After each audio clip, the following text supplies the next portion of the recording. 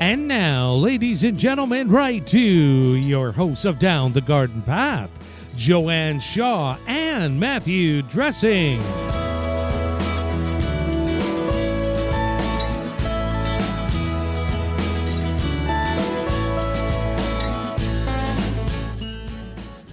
Hello and welcome to Down the Garden Path, where we discuss down-to-earth tips and advice while doing our best to help you seasonally manage your garden and landscape. I'm Joanne Shaw, owner of Down to Earth Landscape Design, and with me is my co-host and co-author, Matthew Dressing. Hello, Matt. Hello, Joanne, and good evening, everyone. Thank you for joining us. I'm Matthew Dressing, owner of Natural Affinity Garden Design. As landscape designers and gardeners, we believe it's important and possible to have great gardens, which are sustainable and low maintenance, and we want to help you make it happen.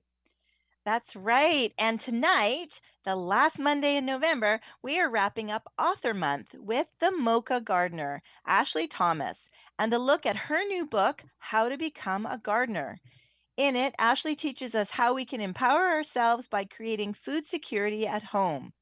So, if you have a question for Ashlie about how to become a gardener, about growing your own food or food security, we'd love to hear from you. Send your questions to us here at Down the Garden Path Podcast at hotmail.com. And just before we welcome Ashley to the show, a little bit about our wonderful guest this evening. Ashlie Thomas is an author, food security and gardening advocate, and entrepreneur known on social media as the Mocha Gardener. For nearly 7 years, Ashlie worked in the scientific research sector and managed healthcare based projects in academia. With a background in biology and chemistry, she's currently pursuing her graduate studies in food and nutritional science and undergoing training as a certified health and wellness coach through Vanderbilt University Medical Center. Outside of work and school, you'll find Ashley consulting and working with organizations to help bridge the gap between food security and chronic diseases in underserved and low resourced communities. Using her passion for gardening and training in health coaching, she seeks to bring awareness through practice to growing issues of food security while empowering and educating others on how to take control of their wellness through growing the very thing that sustains them: good, nutritious food. Welcome to the show, Ashley. Thank you guys for having me. It's a pleasure to be here tonight or today or Yeah, Or whenever you're listening. that's right. That's right. So, why don't you start off by telling us what inspired you to write How to Become a Gardener?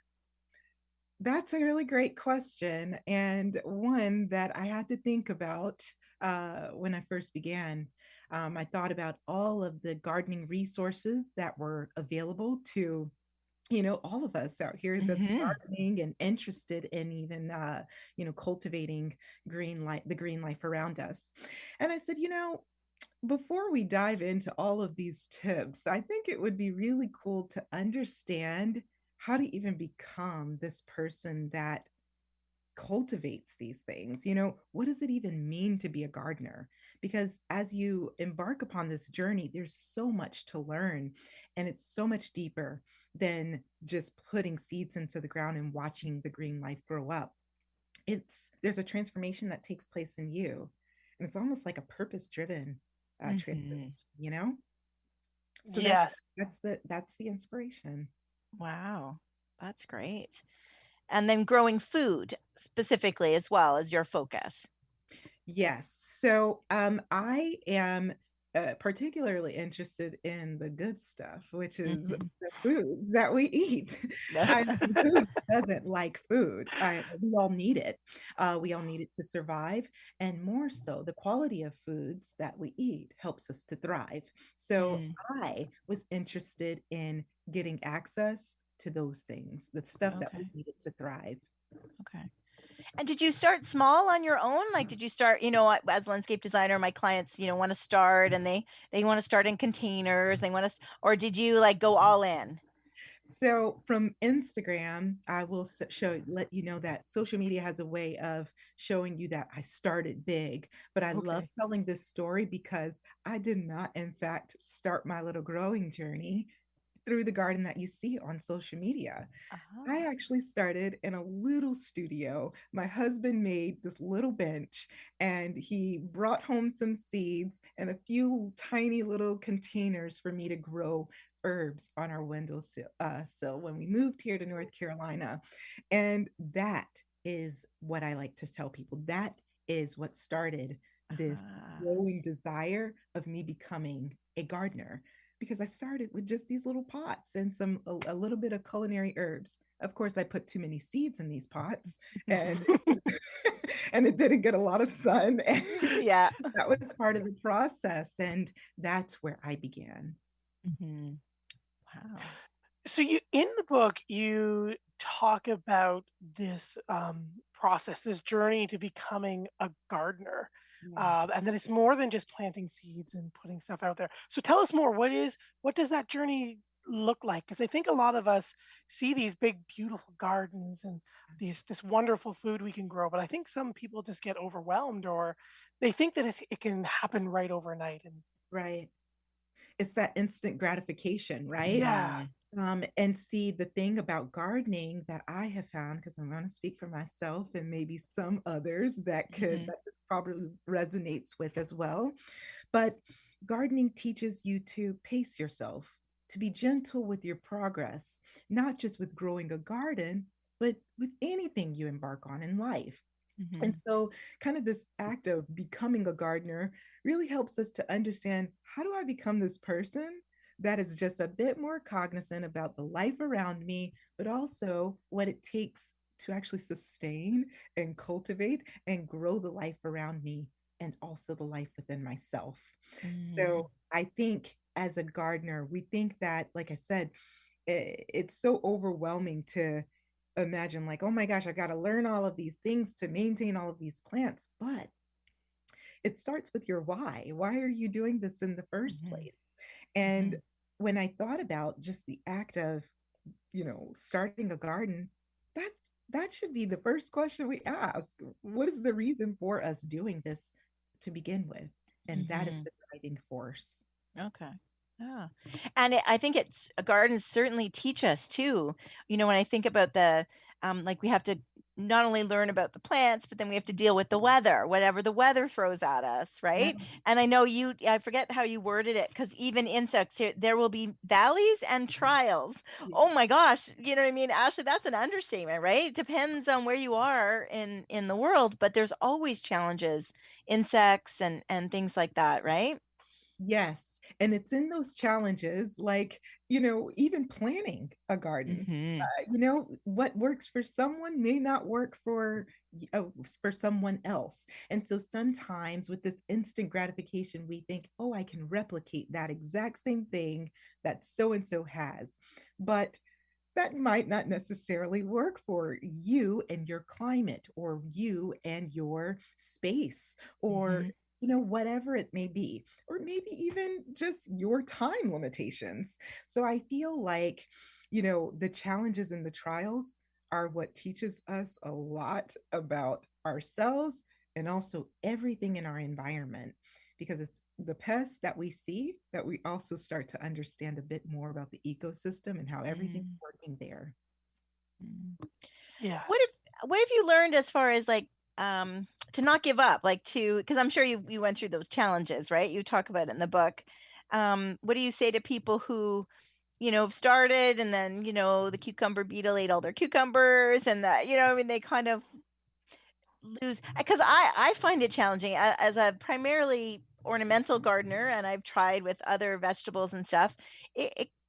Even though I'm avid, it still can be a struggle. So, Yeah. um, I think that that's where the resilience comes in. mm, And remember, in my book, I speak about finding your why and that kind of being your guiding light. When you understand why you're doing this in the first place, it's kind of that little rainbow in the sky, the silver mm, lining when things don't go the way you've planned. And I guess I'm going to pull from my experience because all of this seems so conceptual, right? mhm, Where I had, I know here in the southeast of North Carolina, which is the southeast of the United States, we get tornadoes. And we also get hurricanes. And this is a known fact in this region that we're going to get hurricanes. We're going to get this crazy weather Mhm. late summer.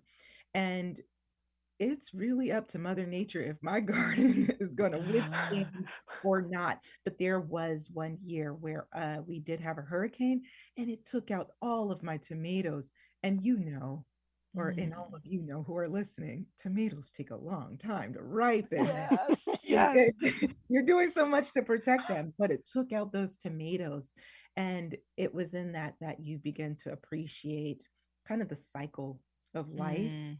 and Mhm. recognizing that this isn't a moment to give up, but more so plants are resilient. Crank those Mhm. things right back up, trellis them as best as you can if you can fix it, and you move forward and recognize that loss does not necessarily mean a loss forever. Oh, okay. So were you able to save them? I was able to save a few. I did have Okay. quite a bit. I had Mhm. like 10 tomato plants. I was able to save about five. Still heartbreaking. I mean, we had Yeah. fried green tomatoes, you know? Hey, you gotta, when life gives you Yeah. lemons, you gotta make lemonade. That's right. That's right. Yeah, and who would have thought, I mean, trying to make your garden hurricane or tornado resilient has got to be a whole other, is there I know that probably could be a whole other book, but are there better locations, or are there other things that go into planning that where you kind of consider the weather, like the extreme weather in that situation? Yes. So hindsight is 2020. Yeah. Okay. And we know that that was our first year in our garden Okay. here. And we learned that you probably need to trellis these in a way that's going to be a bit more resilient to hurricane weather or tornadoes or even Hmm. storms. So we fixed a trellis. We made it so that even with windy windy weather and storms, that our tomatoes would not be damaged and they wouldn't just bend completely Oh, at the good. so uh, just these are the things that you learn. This is the Hmm. coming back. We didn't stop growing tomatoes. We actually grow them every year. We just changed the way we do things to work with nature and not against it. Oh, that's great. Yeah, I think that's amazing. The resiliency of your garden and the lessons that you would learn. I can only imagine what it would be like to live in a spot where just all of your efforts could just be wiped clean at the end. Wow, that's And amazing. it's something. But I think it's like we all have the things that we deal with. Mhm. Yeah, Right? yeah, It just teaches us to, you got to roll with it. We didn't Yeah, create nature. We got that's to right. learn to work with nature. Yeah.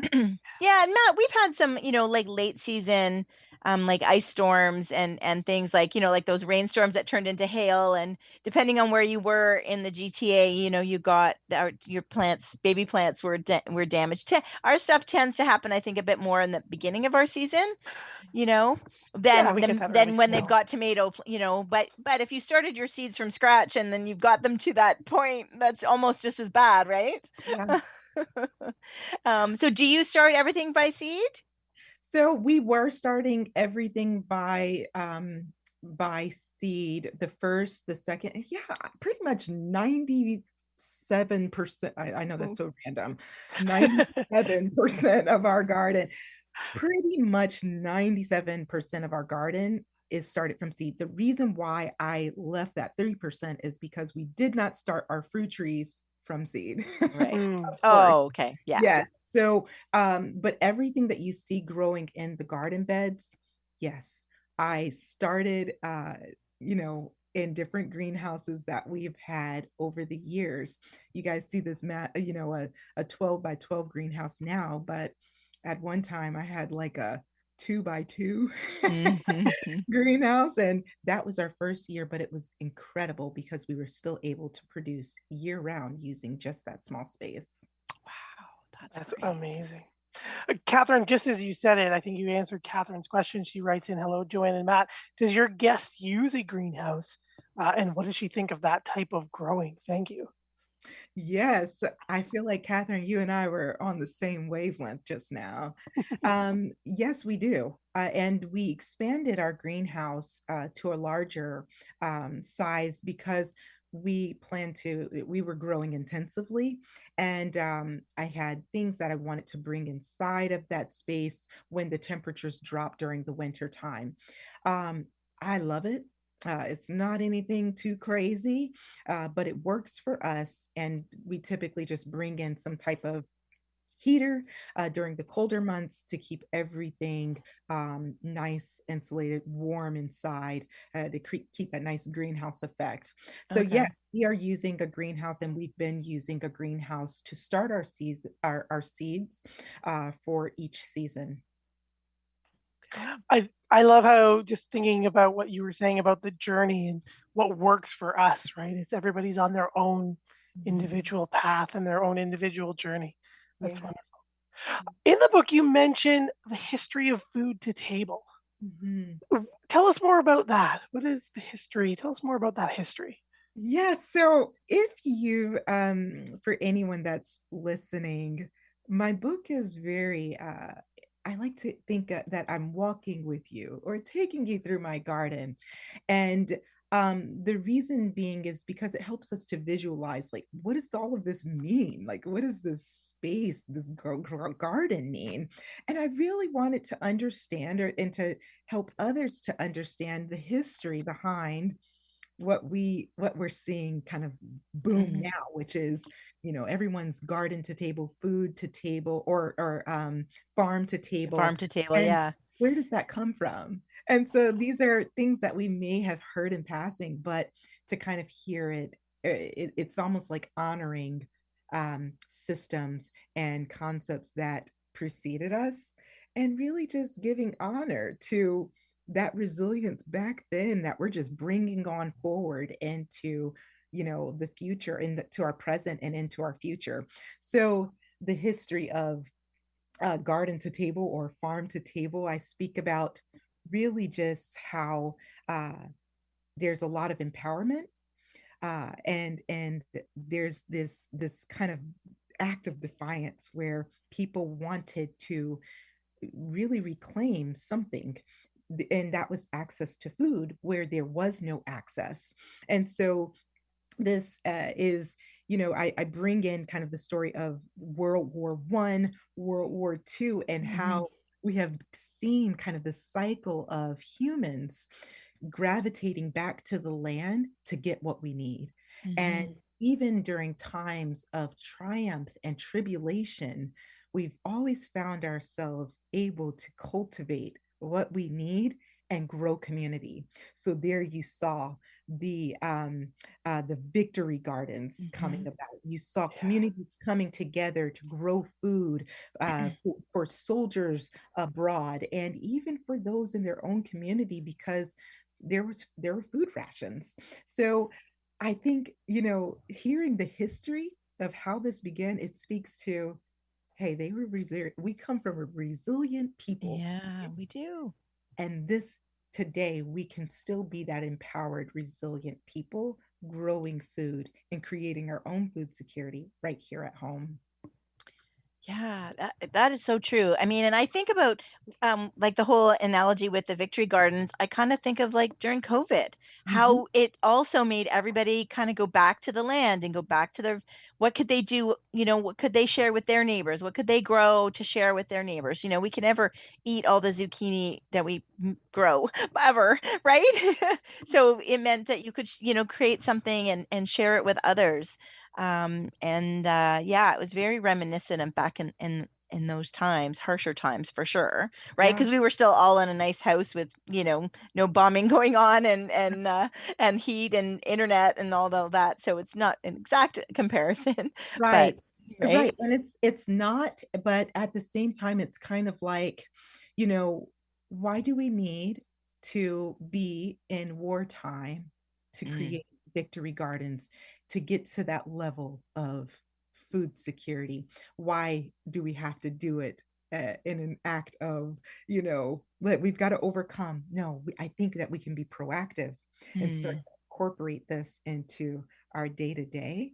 And we can do this, outside of wartime and outside of the pandemic as well. Hmm. Yeah. And nutrition too plays a big part. And like you said, so it's not just about growing food, but growing Mhm. good food and growing nutritious food. Yes.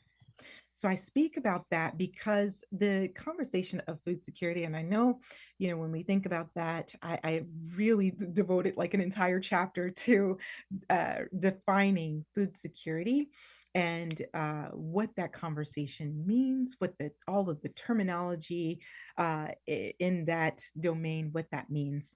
But the quality of foods matter. That's what's going to distinguish us from just waking up and surviving to actually flourishing as individuals. Now we're addressing the wellness, the mentally, spiritually, emotionally, physically. What is one of the first things that a doctor would tell you if you are trying to prevent a chronic disease from occurring? Change your diet. You want your Hmm. diet to be with whole foods, balanced meals. And how do you get access to that if it's not affordable, or perhaps you live far away, or whatever that may be? So I believe that gardening can provide us a wide array of more nutritious food options. Excellent. Matt, you should share with Ashley your students. So Matt teaches at our college near us, and he was you. I thought that was great. What that the younger generation. Yeah, they food security has been for a few years now on their minds. Mhm. How do I grow my own nutritious food? How do I become again empowered and take that part of my life back and not have to rely on everything outside of me for my own sustainability? Mhm. It's definitely one of the growing themes amongst them, Mhm. and continues to grow strong. Yeah. Isn't that something? Yeah, I I know. I found that really like because I was like, that's odd that they would be interested in food security. Like, you know what I mean? But if they are, they are. You know. Mhm. And my students range anywhere from like right out of high school, 18, 19, 20, Mhm. up into their 30s and 40s. Mhm. So a lot of them are going back for learning how to grow and grow their own nutritious food for Mm. sure. Wow. Such rich experience. And it's like an empowerment. It doesn't have an age limit. Yeah, yeah. So if we're looking to start on this journey of empowerment, where do we begin? What in the beginning of the book you define like what is a garden? I mean, my listeners know, or the listeners know, I live in a condo. So how do we define a Mhm. garden? Does it have to be this big space?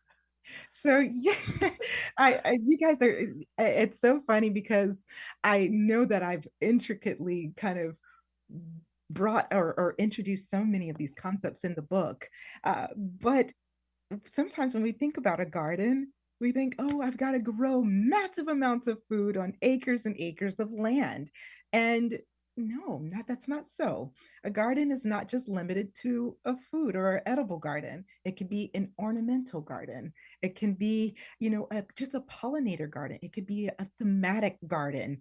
I kind of outlined where you've got places that have created Zen sanctuaries, with so many different types of plants that you can cultivate and curate to just align with a theme that is cohesive and harmonious with nature. And then, whether you are in a small space, which could be a condo with just a balcony, it's about how do I maximize this space or optimize this space so that I can grow something. You can be a gardener over just one plant. That's where you Yeah. can start. You can be a gardener over 1,000 plants. The quantity does not determine the quality of gardener you are. It's how you cultivate those things that I have found that's what makes you a gardener. So planning goes into, really figuring out what you want to grow and how you want to even begin gardening. If you live in a balcony, you're not going to try to make row crops because you don't have you know, that's I don't really think that's possible, but there might be plots that you can actually rent out to start a garden in your local municipality, or perhaps maybe a community garden Mhm. is located near you. If you don't have access to that, hey, grow lights, Mhm. containers are your best friends, and Mhm. you can actually, get a garden going just like that on your balcony. So I really try to break down and be inclusive of many different locations, because remember, I started mine in a studio on a Mm. bench. Yeah, I mean, and that's often people start. I mean, there's some people I'm sure that start big, but I think most people kind of start small and then go from there. Get addicted. Like that's the addiction, is Yeah. is that type of thing. So speaking of growing and growing now, Tim has written in Hello DTGP show. What does your guest grow? Plants like flowers or vegetables, fruit? So what some of the things you'd mentioned tomatoes and you have some fruit trees. What are some of the other things you grew this year? So D, Tim, all of the above. We grow many different types of vegetables. So I'm going to break this up into seasons because we grow year round. That is the type of climate that we live in, where we are able to figure out what we can grow in the colder months and in our warmer months. So right now, since we are in the fall season, we are growing root vegetables, lots of leafy greens, mustards, collards, turnip roots, beets. We're growing lettuce, broccoli, a lot of those things. And that's outside in our raised beds. But we have our Okay. greenhouse, which I'm keeping a few of our tropical trees inside of our greenhouse. I'm also growing in a vertical garden there. I've got some lemon trees in there that I'm growing. I'm Ooh. overwintering peppers for Ooh. next year. Um, I've got a really delicious Scotch bonnet pepper in there growing right now. That's still in production. And then also some raspberries that I'm going to be putting right back out. You can typically plant those in the ground here, but I got those kind of late, and I'm just going to keep them inside of our greenhouse. So we keep a nice little variety of things. And then, of course, we have a bit more variety in the warmer months here that we Mhm. grow outside. Mhm. Now, do you have Wonderful. challenges with the heat? Because as much as it's nice that your weather is so good and you can grow year round versus us here in our area, but I would think that it really gets hot, right? That is a really great, thing to bring up, because yes, if you're not watering consistently, Mhm. um, our plants could get scorched right away. So we know that I can't put leafy greens out there in the warmer months. If I want to see them flower and just admire their flowers from bolting, then Yeah. I would do that. And I would do that. But yes, like with the warmer months come other things like the pests. We've got powdery mildew because we are also humid here as Mhm. well. So it's good, but at the same time it can cause a few problems as well. I hope I've answered Tim's question. Mhm. Yeah, I think so. And well, you do so fruit as far as fruit goes, you've got berry bushes and do you Yes. have some other type of fruit trees or like do you anything like the apple or Yes, we have dwarf apple right now in containers. We planted apple trees on our property line. We also have peach trees in ground as well. And this is going into its third year. So we actually got quite a few peaches this year.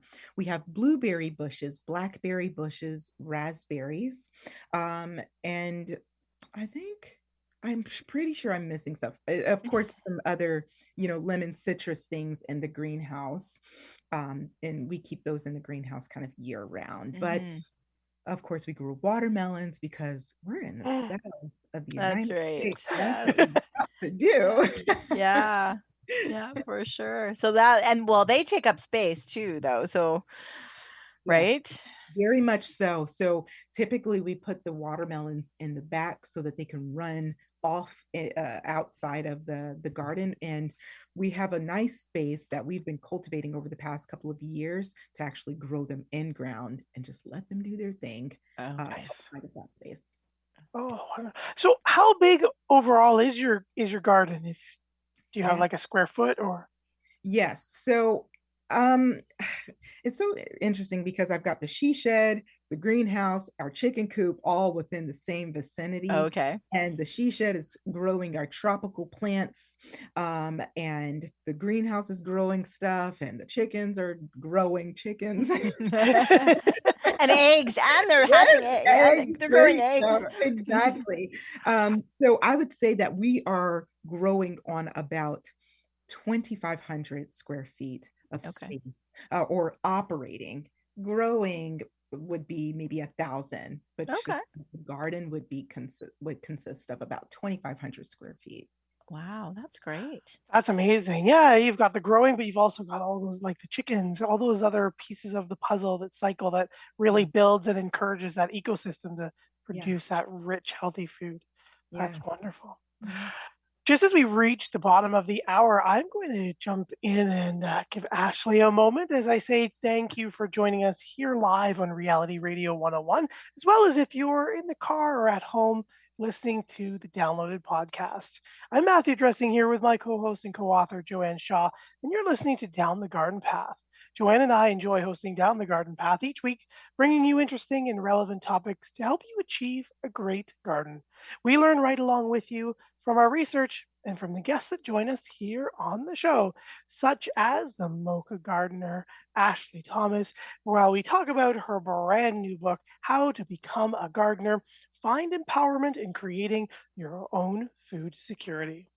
Don't forget you can spend more time with us down the garden path. Follow us on Instagram and Facebook at Down the Garden Path Podcast is our handle there. And you can find lots of past episodes and content on your favorite podcast provider. And while you're there, hit that subscribe button to be notified of new content. And please don't forget to like, share, and leave us a comment. We love hearing from you. So, if you are tuning in and you are thinking about your own food security or growing your own food at home, if you have questions for Ashley, and I do have a couple, I think, here ready for you, you can write us here at Down the Garden Path Podcast at hotmail.com. Actually, I think one of the questions that we often get, just going back to what you were growing and overwintering, one of the questions we often get, especially being here in a northern climate, is all about overwintering our tomatoes and a lot specifically the like the peppers, the hot peppers and those rare ones that we tend to find.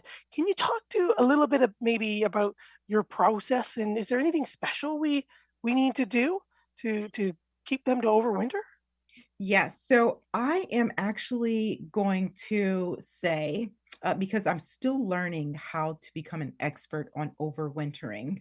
And Yeah. one thing that I like to do is if, for just me and consider me a babe in overwintering. Okay. Okay? Oh, well, you're a babe with a book, yeah, with a beautiful Babe. book. So I'm a you're babe. you're a Yes. babe. So, Okay. I can only speak to what I have overwintered. Mhm. That's how I practice is different than what I know booked up, book wise. I can Hmm. tell you what the book says, but from practice, I have overwintered some tomatoes and I've overwintered peppers. Regarding peppers, I keep those in the greenhouse. And if your greenhouse is warm, I mean, above 50 degrees, even at 50, it's going to be stunted in its growth. So 70 is the sweet spot. You can actually maintain this thing well into the new year. But if you are unable to, one little trick that I learned from my friend on Instagram and social media is really just cutting the stem and allowing the roots, protecting that root system. When you protect Okay. the root system, or leaving enough of the stem so that you're not damaging the plant, and then covering that plant so that it remains insulated, so that it can actually grow during the new, or when it gets warmer. I have done this, and I'm only speaking about it because I know that it is successful, Oh, and that it actually works. I would say if you can keep it in a warm area without cutting it, you're going to get even more success. okay. That's exactly what we're doing for our tomatoes, and for one tomato variety that I really liked, and for one pepper. Oh, great tip. I think that's Yes, great. that's wonderful. And that's often a question that we've had on the show in the past. So thank you for so much for being able to speak to that. Have you found that the peppers were of like you got more peppers or they had greater flavor with the overwintered crop or plant versus brand new plants or younger plants that year? So I didn't find any difference. It was delicious. I mean, still the same. But I will say that it just gives you a head start. So Right. Mhm. head start produces more. So, and when it comes to it being more prolific, then yes, my overwintered pepper plant does better than my other plants, because Mhm. it takes quite a bit of time to get Yeah. Yes. started, if you did not get a head start. And once they get going, I mean, they're just, Mhm. rolling. But the overwintered pepper produces sooner. Excellent. Wonderful. Thank you so much. So just as we're talking with Ashley about her brand new book, How to Become a Gardener, I don't think we've really said that you guys should be following Ashley and checking out her social medias at the .mocha.gardener is her Instagram, YouTube, and Facebook. Ashley, you also mentioned at the show that you love hearing from listeners and interacting with audiences and that you're willing to have questions. So you can definitely find your email address there, the.mocha.gardener@gmail.com. And don't forget to head over to Amazon to pick up her wonderful book. It is out. It was out November 1st, I believe it was published. Joanne and I were very lucky to get copies because it is an absolutely stunning, information packed, inspirational book. As you were saying before, that you really kind of walk through the book Mhm. as a journey. While I was reading it, I felt that I was with you in not only your garden but my garden, and I loved seeing that your husband was in there. It felt very personal, the book, but very inspirational and informational as well. So uh, it's an absolutely stunning book. Everybody, you have to go over and find this book. This is a must have for your all those gardening libraries. Yeah, there's so much to talk about that I know we're not going to Yeah, be able to cover everything. So don't no, think about that's what we've got to in this little show, right? There's so much more to talk about. And actually, there's one feature that I thought was really interesting, and I just wanted to quickly ask you about the you inserted a whole bunch of other people perspectives of a gardener. So throughout you've kind of scattered those throughout the book. So tell us your thought process there. Yes, because I show up in the book a lot. I was like, how can anyone view themselves as a gardener if they only see me? It was Ah. very important for me to show others, how wide this field of gardening is. And we all come from so many different backgrounds and experiences, and we all have different motivations, and all of our gardens look the same. And so, really, to capture kind of this story, I was hoping that someone, that would one gardener would resonate with someone, and Mm. they could say, hey, this looks like me, or their garden looks like me, or their background is similar to mine. And I think that that helps to foster community and that relevance for the individual, because gardening to me is a community. We are Mm. all an ecosystem. And I Yeah. mm, understand that that is exactly what it is. Yes, it's an individual act sometimes, but you're just part of a major community, and we're all Mhm. kind of headed towards the same direction. that's so beautiful. I love it.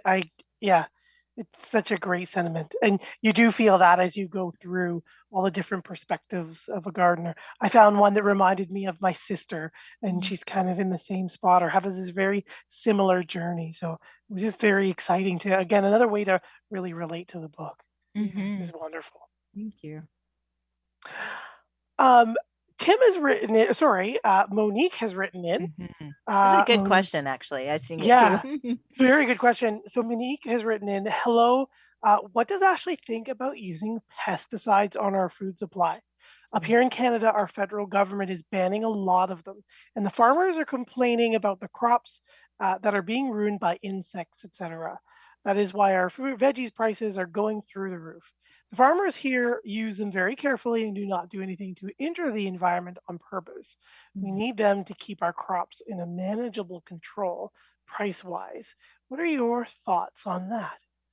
Yeah, that's a really good question. And I think that we could really have a conference just talking Mhm. about that. As a Yeah. matter of fact, there are several conferences that discuss this very issue. Yeah. And Here too. Yeah. here in the United States, the USDA often holds these types of conferences to really understand how to grow sustainably, meaning, and by sustainable, in a way that it's going to help to push and prosper the market and the demands, yes, but at the same time, you're thinking about the land as well.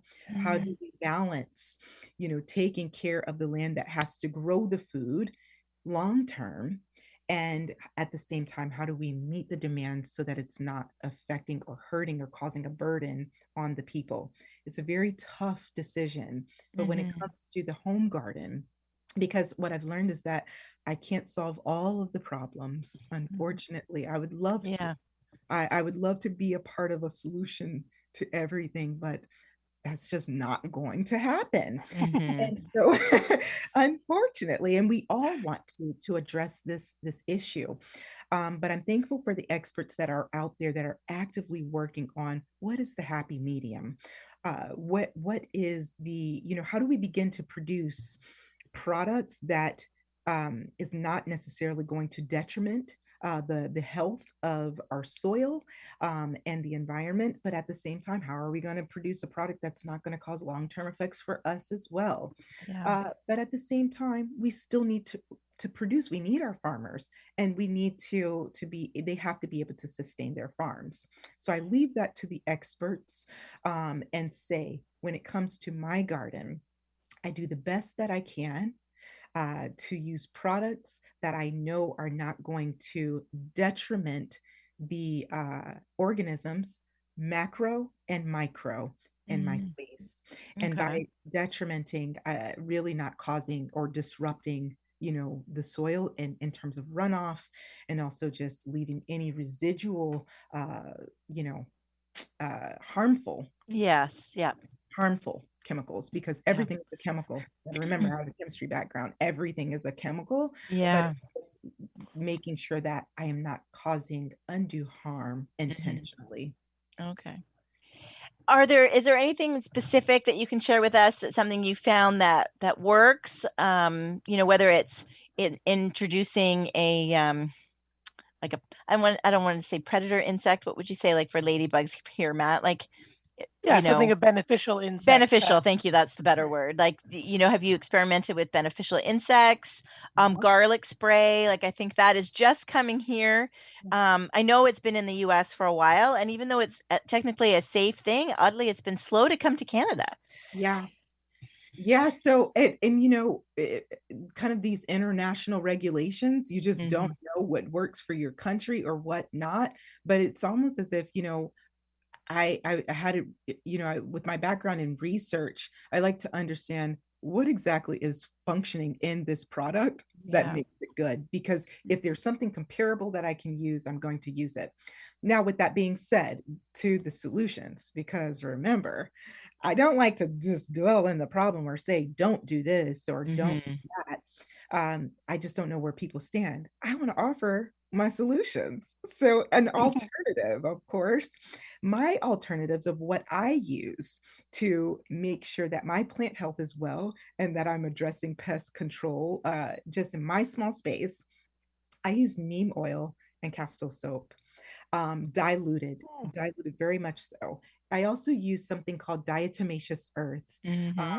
I'm not sure if you guys know what that is, but it's basically pulverized diatoms and other small, like seashells and oceanic organisms. And what that does is, it has a mechanism. I'm not going to get into the granular That's a details. whole other show, Ashlie. Yes, the granular details of how it repels at things, but it does not cause any long-term effects to the plants or the other organisms that are below the soil. Yeah, the So soil. Yeah. diatomaceous earth, neem oil, diluted with castor soap, and also bringing in some pollinators.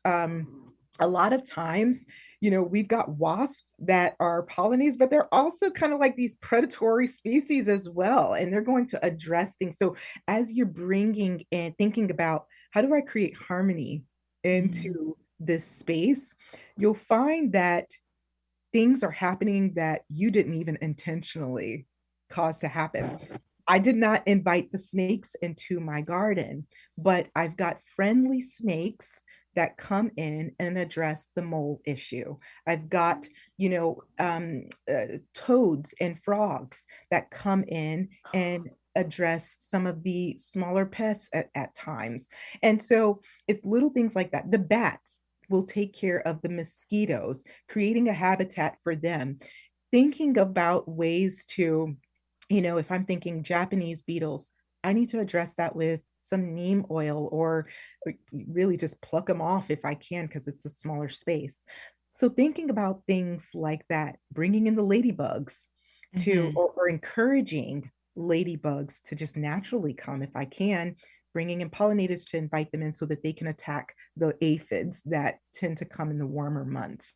Things like that, that helps me to really use as minimal products as possible. Yeah. Again, yeah, going back to that, restoring the cycle and that ecosystem and really understanding and reconnecting with that land, Yeah. and the environment around you. That's Yeah. so wonderful to hear. Yeah. Beautiful. In your book, you talk about your Ashley's dozen. So what is Ashley's dozen? Ashley's dozen is basically a list of plants that you're going to get a lot of, like, you're going to get some high rewards if you start with these plants. Oh. And so the reason I start with that is because these are the plants that I know is going to make you really feel encouraged about the gardening.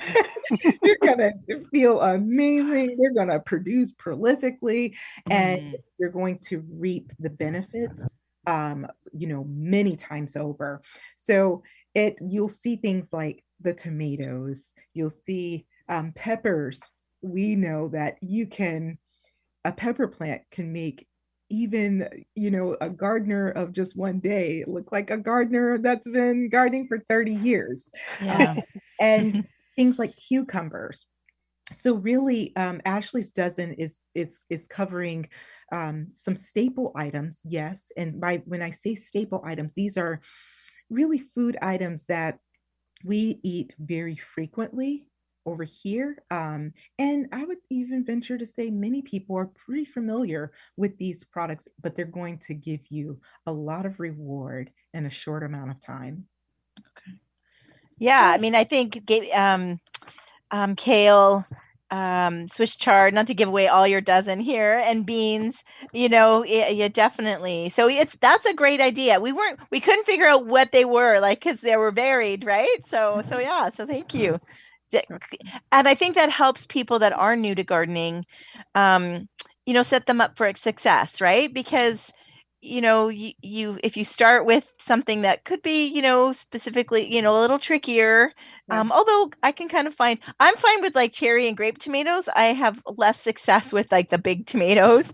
So yeah, so I think anybody who's starting out, you want to have at least start with a sure thing. Yeah. And one thing I wanted to really emphasize with the dozen is it's one thing to just tell someone, hey, you're going to get a lot from this plant, but I want to show you how to grow it, Mm-hmm. learn to grow it, and also how do I even eat this thing? Because that is a very important aspect of growing food and creating your own food security. It has to be food. You have to Yeah. eat it. Yeah. Yeah. Yeah. What do I You have do with to it know now how that I to know? make it. Yeah. Yeah, that is true. Yeah, because sometimes you see stuff like even impulse purchase, like when you're buying seeds, right? Like everything looks so good and looking through the either at the store or the seed catalogs, and you want to grow it, but it's like, what do I do with it? Like, how does that, you Yeah. know, wow, that I have it all.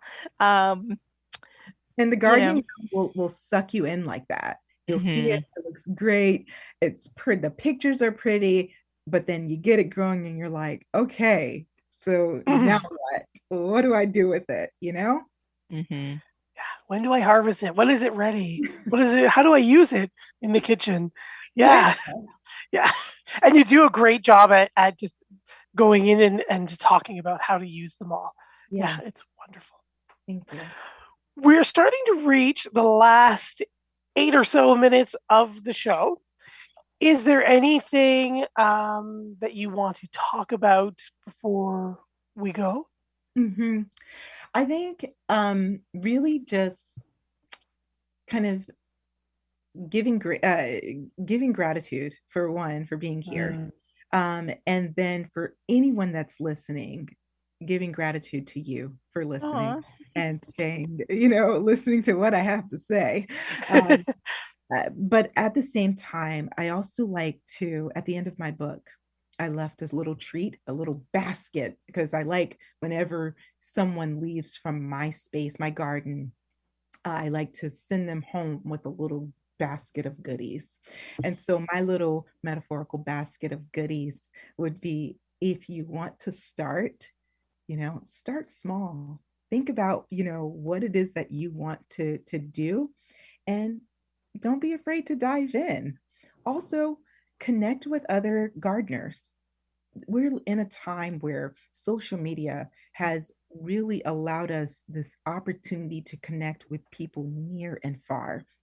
Don't be afraid to connect and watch and engage and build that community of support that you need. You can, connect with me. I'll be the first person to to help support you. And also for those who gave up, um, try again. But I will tell you, Mhm. try again just one more time.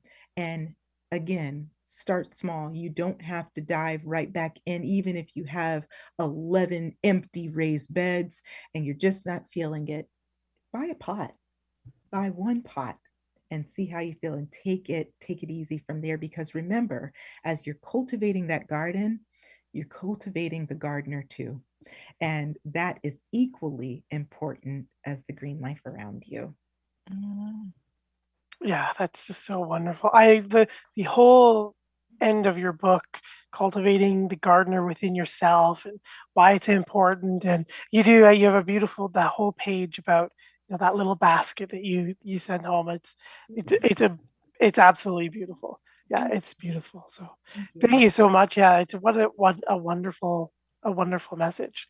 Yes, thank you. And again, thank you guys. This has been great. Yeah. Oh, that's good. Now, are you able to, yeah, I know we still have a couple minutes, but like you're going to create a lot of food. Like, it's just your family eating it? Are you able to share with others? Do you are part of some kind of a cooperative? Because, sometimes it's one thing to say you're going to get a lot of food, but you need to use it, right? Yes, that is huge. We Hmm. take waste pretty seriously here. If for what we are not using, it's going to either go to someone, family or friend. I am known to feed people and give away food, drop off a random basket of food or eggs or something to a neighbor or a colleague, just because I like to see people fed and feeling well. But at the same time, our chickens, they will demolish some leftover plants. So we're creating kind of this cycle of, Oh, of food. And when it comes to a co-op, are we part of a cooperative? No, we are not. okay. We actually just produce for our family, ourselves, Hmm. our family, and our friends. So I have a sister who's in college. I like to give food to her because it, Hmm. it minimizes the expenses that she has to, give on food. Hmm. Also, my grandparents, we are constantly supplying them with food and fresh eggs. The price of eggs, organic eggs at that, has significantly increased over the past 2 years. So we are able to take that burden off of them by providing them with fresh produce and eggs weekly. And Oh, also that's great. my friends, just different things. We provide. Give starters to people so that they can get their garden going. I also work with a community garden to get their gardens going from growing seeds in my greenhouse, and I just transplant them there. So that's our little way of trying to give back and feed our community. Wow, that is great. And this isn't your full-time job. Like you've got a whole other thing, right? So this is, yeah, do you sleep? That's, I guess, our parting question is when does Ashley sleep? Because this is a lot. And because it's year round. I mean, us where we are, we kind of are wrapping up, sadly, we're wrapping up our gardens in September. Mhm. A few crops kind of go a little bit later depending on the weather, and really not starting again till May, Ashley. So we're really, again, we'll start seeds inside and that type of thing. But yeah, so not only is it's a long season for you, and it sounds like it's a huge endeavor. So I kudos to you, and thank you so much for sharing this book. And I think, especially if Matt's students are any indication, I think food security is going to become more and more an issue, a concern, and it's great to be able to have some resources to guide us. So thank you very much. Thank you guys. This is like I said, it's been a pleasure talking about something that we all love, which is Yeah. gardening and food, of course. Yes. I'm so hungry after talking with you. Yeah. Go get some nice fresh food. And did you enjoy the process? Again, we 1 minute, but enjoy the process of writing a book. I know Matt and I just have written one as well, so we know it's quite the process, isn't it? I enjoyed the it was interesting. Yeah. That writing a book is a marathon. It's not a sprint. Maybe it is for someone, and I commend them. But this was Yeah. a marathon for me, and but it taught me so much about myself because as I was trying to write how to become a gardener, I was also learning how to become an author, and Uh, that was there was a lot of things I had to overcome. But man, once you submit that, get that last couple of words done, mhm. so sweet and it feels so real, but Yeah.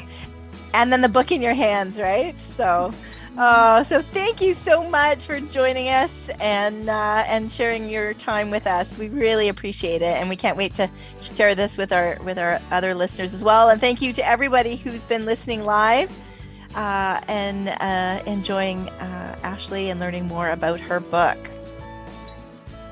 That's right. Thank you, everybody, again. Thank you again, Ashley. What a wonderful time on the show. We wish you all the best this holiday season and a happy new year. Definitely don't forget to check out the Mocha Gardener at the.mocha.gardener on all your social media. Thanks again for tuning in and listening to Down the Garden Path here on Reality Radio 101.